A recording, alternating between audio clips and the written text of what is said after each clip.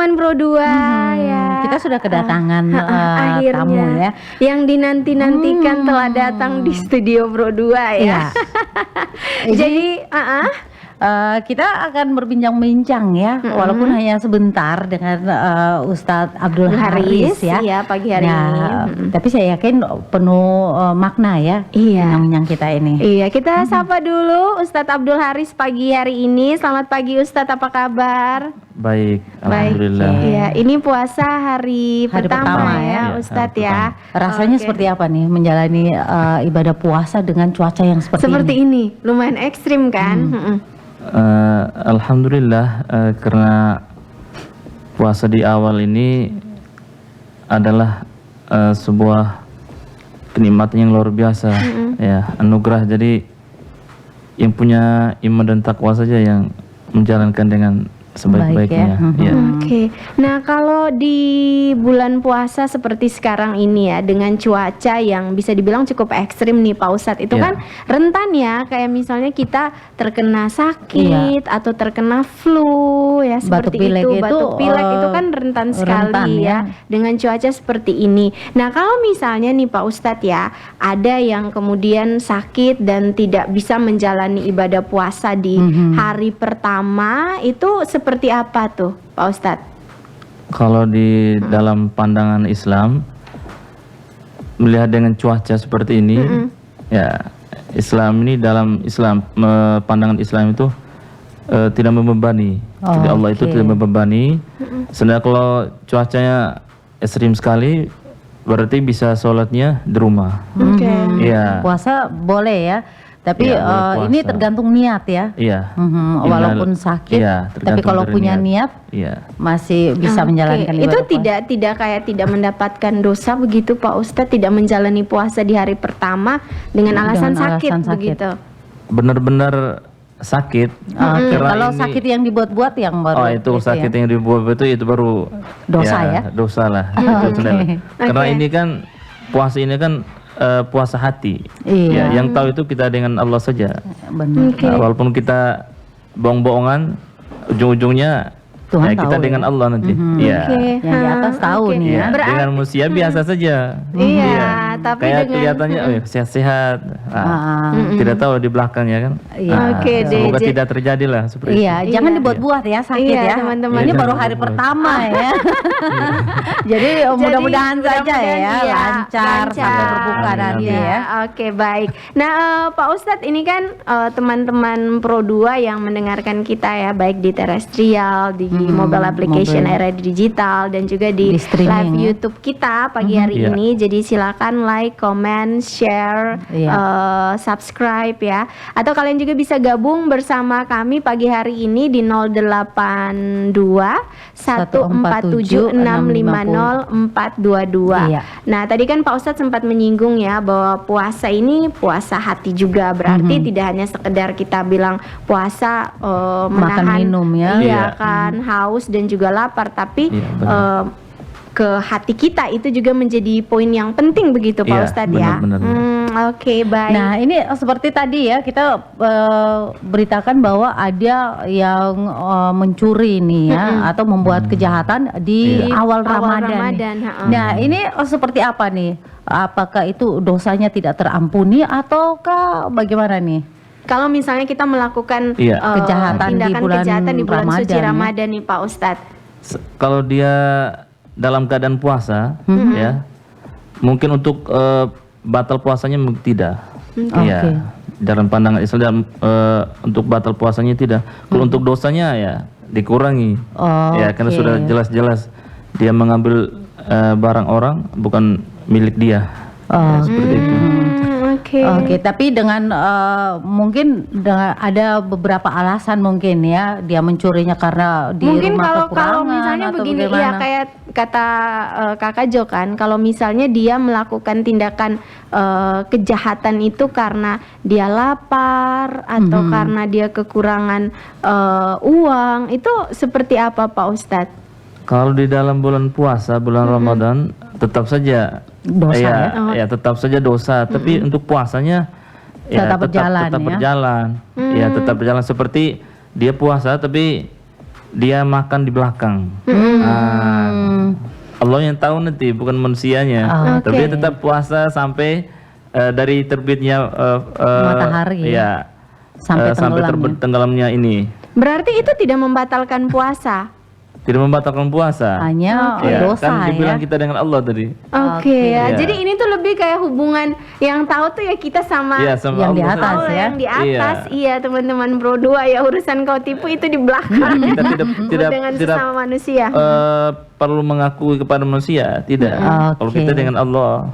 Iya, yang harus ditakuti bukan pengakuannya kepada manusia ya, tapi kepada yang di atas nih, kepada yang puasa. Karena kamu boleh menipu manusia ya. Iya, tapi tidak dengan yang di yang di atas. atas. Nah, kalau kita lihat dari sisi usia nih, Pak Ustadz ya, yang ada di dalam ajaran agama Islam tuh yang boleh menjalani ibadah puasa itu yang dari umur berapa? Kalau usia sih kadang kalau dia SMP, kadang SD kelas 6 dia sudah bisa ya. Iya, sudah bisa. Maksudnya puasa itu ketika dia sudah mubalik. Ya, sudah balik maksudnya. Iya, sudah mampu. Oke, sudah mampu. Kalau misalnya kelas 4 SD atau 3 SD dia sudah mampu menjalankan? Kalau untuk contohnya kita laki-laki ya, mungkin dari segi pembelajaran mungkin ya. Kalau SD kelas 1, 2, 3, 4 ya, secara pandangan Islam itu bukan kita dengan Allah itu ya, mungkin belum dari segi pahalanya itu ya untuk orang tuanya nanti, karena orang tuanya yang membimbing dia. Oke deh, jadi pahalanya tuh didapatkan sama orang tua gitu. Oke, karena kan anak umur segitu kan belum balik.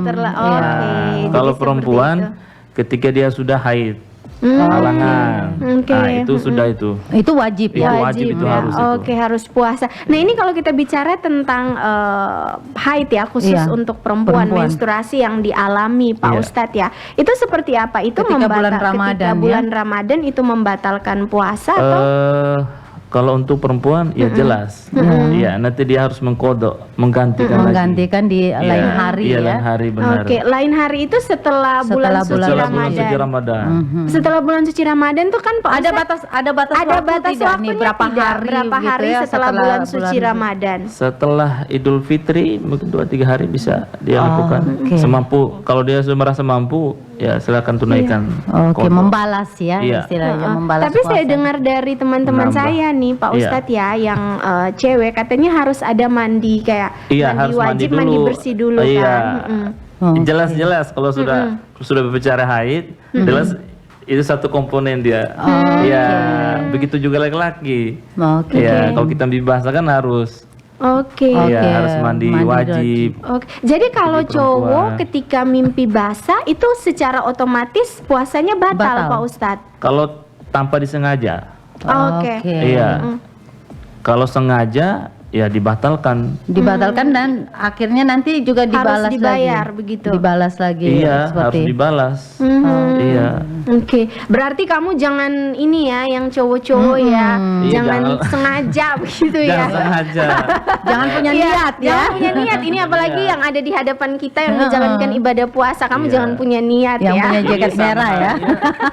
Sama halnya ketika duduk kan tidak tahu siang nih panas, tiba-tiba ini ke dapur, sadar nggak sadar kan, tiba-tiba ambil air minum. Pas airnya sudah masuk ke dalam tubuh. Nah itu batal atau tidak? Kalau tidak sengaja.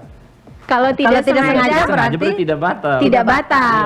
Tapi kalau punya niat, punya niat ya sudah pasti batal ya. Itu kita dengan Allah saja. Kalau kita kayak misalnya begini, aduh ini kita makin panjang ya padahal waktunya terbatas. Kalau kita sengaja kayak telan air ludah begitu pas lihat orang ada makan begitu Pak Ustadz. Tidak ngaruh, tidak membatalkan. Itu kan di dalam tubuh kita. Bukan yang dari luar masuk ke dalam ya. Nah tiba-tiba pingin mandi kemudian air masuk ke mulut. Nah, kalau tidak disengaja tidak masalah, itu kembali lagi. Ya, kembali ke hukum awalnya. Kalau disengaja ya itu membatalkan. Pak Ustadz, ini yang terakhir sebelum kita mengakhiri obrolan kita di Spada pagi hari ini ya, yang paling penting ya ketika kita menjalankan ibadah puasa itu apa yang kemudian akan kita dapatkan? Iya, untuk menjaga di dalam bulan puasa itu kan ada anugerah kenikmatannya luar biasa dalam bulan puasa itu ya. Yang pertama menjaga lisan. Iya, itu penting itu. Iya, menjaga lisan, menjaga pandangan juga. Iya, pandangan juga. Sehingga itu ketika dalam bulan puasa, bulan Ramadan itu jarang-jarang ya orang kiri kanan lebih banyak kadang kalau tidak di rumah ya di masjid. Lebih banyaknya di masjid mentadabburkan baca Al-Qur'an. Itu salah satu menjaga pandangan ya. Iya, menjaga pandangan, terus menjaga hati. Iya, jangan sampai berpikir yang aneh-aneh ya. Berpikir tentang masakan, makanan, jangan ya. Begitu juga berpikir tentang kayak anak muda sekarang kan pacaran, itu mempengaruhi juga pahalanya. Jadi jadi ditahan dulu begitu di bulan suci Ramadan ini puasa ya. Anggap saja kalian sedang LDR begitu atau backstreet ya, jalan di belakang. Dari subuh sampai ke maghrib bisa ditahan dulu. Setelah contohnya baru balas ya setelah maghrib ya. Sama halnya seperti suami istri kan tidak boleh berhubungan di bulan puasa ya. Dari sholat subuh terus sampai ke maghrib itu tidak boleh. Nah setelah itu baru boleh ya. Seperti itu. Oke deh. Apa pahala yang akan kita dapatkan kalau kita menjalani bulan suci Ramadan ini selama 30 hari penuh, Pak Ustadz? Itu pahalanya luar biasa, berlipat ganda itu pahalanya itu. Ya, kalau pahalanya kita nanti dengan Allah jadinya. Iya, kita tidak tahu seperti apa pahalanya. Kalau kita jalan dengan niat, kembali ke niat kita dengan serius, ya insya Allah. Iya. Nah, ini yang kita saya penasaran ya. Kalau seperti kami nih non Muslim ya, ingin berbagi untuk teman-teman yang lagi menjalankan ibadah puasa. Nah, ini diperbolehkan atau tidak nih, Ustaz? Untuk yang non Muslim. Iya. Ketika misalnya kami ingin berbagi takjil di bulan suci Ramadan. Kalau untuk non Muslim boleh, boleh. Berbagi takjil itu kan pahala itu, ya pahala luar biasa itu ya. Kita secara horizontal dengan sama manusia itu, ya ukhuwah Islamiyah itu harus ukhuwah wataniyah basyariahnya itu kan di dalam Islam kan dijelaskan ada ukhuwah persaudaraan sesama Muslim, ya persaudaraan sesama non Muslim, selain agama, ya, antara bangsa dan bangsa, suku dan suku itu harus. Baik. Jadi tidak ada jarak ya. Tidak ada jarak. Ya, yang non Muslim jangan nih. Takutnya tidak halal ya. Begitu. Oke, baik. Terima kasih Pak Ustadz ya pagi hari ini waktunya walaupun kita mepet ya. Tapi mungkin kamu mau buat janjian Kak Jo buat nanti sore ya bersama dengan Pak Ustadz. Buat hadir lagi di studio 2 Pak Ustadz. Siapa tahu ya Pak Ustadz punya waktu buat diajak ngobrol-ngobrol. Iya. Ini nanti sore kita boleh nih ya Pak Ustadz nanti kita ngobrol lagi di Pro 2 puasa lagi ya bulan Ramadan. Iya. Dan kita harus mengakhiri kebersamaan kita pagi hari ini di Spada ya bersama saya Trinitas, saya Joanna dan juga ada Ustadz Abdul Haris. Kita ketemu lagi di hari esok. Bye bye.